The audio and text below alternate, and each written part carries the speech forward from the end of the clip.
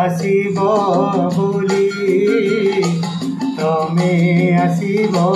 बोली बैसाखे बर डाले बांधी मोर जदोली तमे आसीब बोली तमे आसीब बोली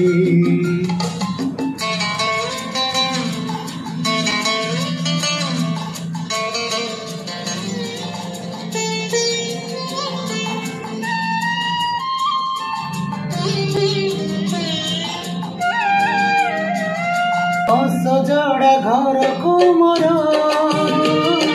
किए से सजई दब अकुहा मन कथा को आखिरू किए पढ़ब मो गुण जाऊँच काने कथा कही आसुची तो प्रिया बाट रहा हृदयर शून्यतारे कही जाए किए खाली तमे आसीब बोली तमे आसीब बोली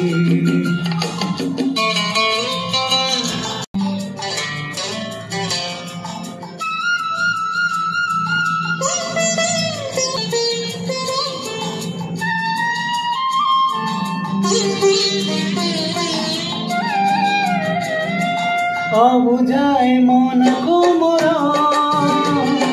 किए से बुझेई दब जीवन चला पथरे हाथ मो धरी चलिब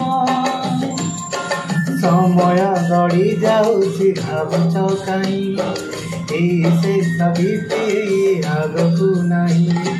मो मनरे आकाशरे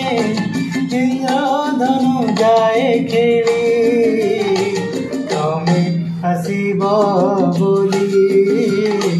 तमे आसीब बोली श्रवण रे मेघ कोड़े जन्ना से खिली खिली तमे आसीब बोली तमे आसीब बोली।